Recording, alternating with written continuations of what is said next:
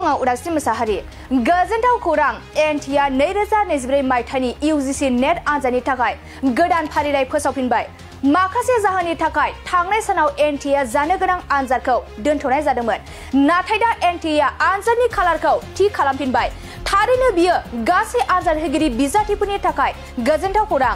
लोगोसे फैगौ आनजादफोरनि थाखाय एनटिआ आनजादनि खालारफोरखौबो थि खालामना होफिनबाय। नेशनेल टेस्टिं एजेन्सिनि बायदिब्ला 2024 मायथाइनि एनसिइटिआ 10 जुलाइआव आरो जथाय CSIR यूजीसी-नेट आनजादा 25 निफ्राय 27 जुलाइसिम जागोन। लोगोसे बिनायसाफोरा आबुङै मिथिनो थाखाय www.nta.ac.in वेबसाइटआव थांना नायनो हागोन। बेनि अनगायैबो अल इंडिया आयुष फोर्स ग्रेजुएट एन्ट्रेन्स टेस्ट 2024 आ सिगांनि थिखानाय 2024 मायथाइनि 6 जुलाइआवनो खुंजागोन। एनटिए आनजादनि सोमोन्दै बांसिन रोखा खालामनो थाखाय बिनायसाफोरा 011-4075-9000 आव जगाजग खालामनो हागोन आरो ncet@nta.ac.in, csirnet@nta.ac.in, ugc-net@nta.ac.in आव इमेलबो खालामनो हागोन। खुलुमबाय, स्टुडिय'आव दङ उदासी मोसाहारि। गोजोनथाव खौरां एनटिआ 2024 मायथाइनि यूजीसी-नेट आनजादनि थाखाय गोदान फारिलाइ फोसावफिनबाय। माखासे जाहोननि थाखाय थांनाय सानाव एनटिआ जानो गोनां आनजादखौ दोनथ'नाय जादोंमोन, नाथाय दा एनटिआ आनजादनि खालारखौ थि खालामफिनबाय। थारैनो बियो गासै आनजाद होगिरि बिजाथिफोरनि थाखाय गोजोनथाव खौरां। लोगोसे फैगौ आनजादफोरनि थाखाय एनटिआ आनजादनि खालारफोरखौबो थि खालामना होफिनबाय। नेशनेल टेस्टिं एजेन्सिनि बायदिब्ला 2024 मायथाइनि एनसिइटिआ 10 जुलाइआव आरो जथाय CSIR यूजीसी-नेट आनजादा 25 निफ्राय 27 जुलाइसिम जागोन। लोगोसे बिनायसाफोरा आबुङै मिथिनो थाखाय www.nta.ac.in वेबसाइटआव थांना नायनो हागोन। बेनि अनगायैबो अल इंडिया आयुष फोर्स ग्रेजुएट एन्ट्रेन्स टेस्ट 2024 आ सिगांनि थिखानाय 2024 मायथाइनि 6 जुलाइआवनो खुंजागोन।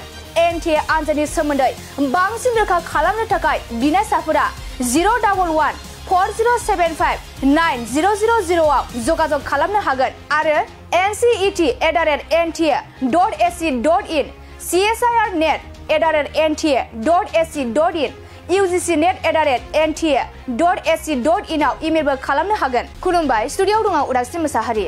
गोजोनथाव खौरां एनटिआ 2024 मायथाइनि यूजीसी-नेट आनजादनि थाखाय गोदान फारिलाइ फोसावफिनबाय। माखासे जाहोननि थाखाय थांनाय सानाव एनटिआ जानो गोनां आनजादखौ दोनथ'नाय जादोंमोन, नाथाय दा एनटिआ आनजादनि खालारखौ थि खालामफिनबाय। थारैनो बियो गासै आनजाद होगिरि बिजाथिफोरनि थाखाय गोजोनथाव खौरां।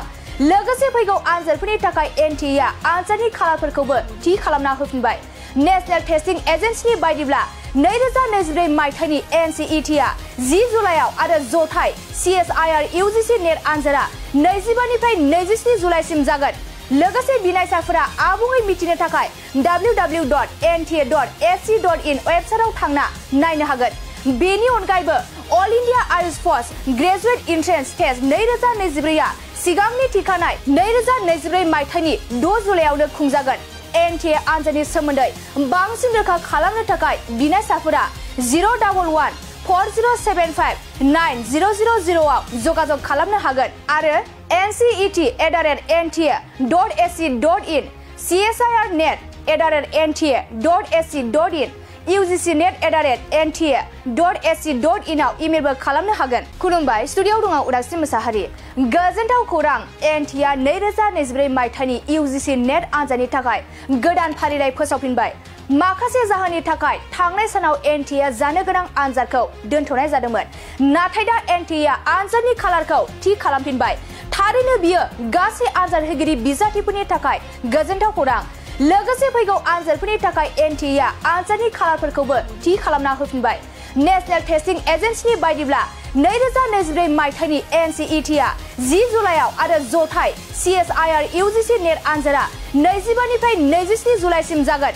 लोगोसे बिनायसाफोरा आबुङै मिथिनो थाखाय www.nta.ac.in वेबसाइटआव थांना नायनो हागोन। बेनि अनगायैबो अल इंडिया आयुष फोर्स ग्रेजुएट एन्ट्रेन्स टेस्ट 2024 आ सिगांनि थिखानाय 2024 मायथाइनि 6 जुलाइआवनो खुंजागोन।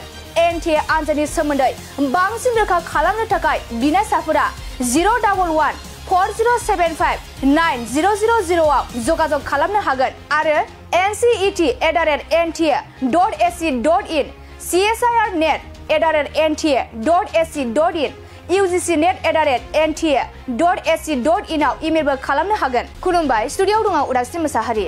गोजोनथाव खौरां, एनटिआ 2024 मायथाइनि यूजीसी नेट आनजादनि थाखाय गोदान फारिलाइ फोसावफिनबाय। माखासे जाहोननि थाखाय थांनाय सानाव एनटिआ जानो गोनां आनजादखौ दोनथ'नाय जादोंमोन, नाथाय दा एनटिआ आनजादनि खालारखौ थि खालामफिनबाय। थारैनो बियो गासै आनजाद होगिरि बिजाथिफोरनि थाखाय गोजोनथाव खौरां। लोगोसे फैगौ आनजादफोरनि थाखाय एनटिआ आनजादनि खालारफोरखौबो थि खालामना होफिनबाय।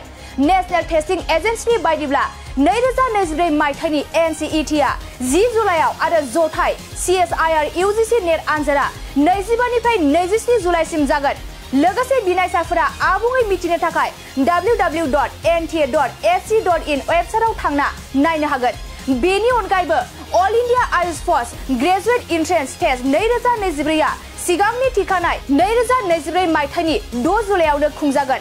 एनटिए आनजादनि सोमोन्दै बांसिन रोखा खालामनो थाखाय बिनायसाफोरा 01140759000 आव जगाजग खालामनो हागोन आरो ncet@nta.ac.in csirnet@nta.ac.in ugc-net@nta.ac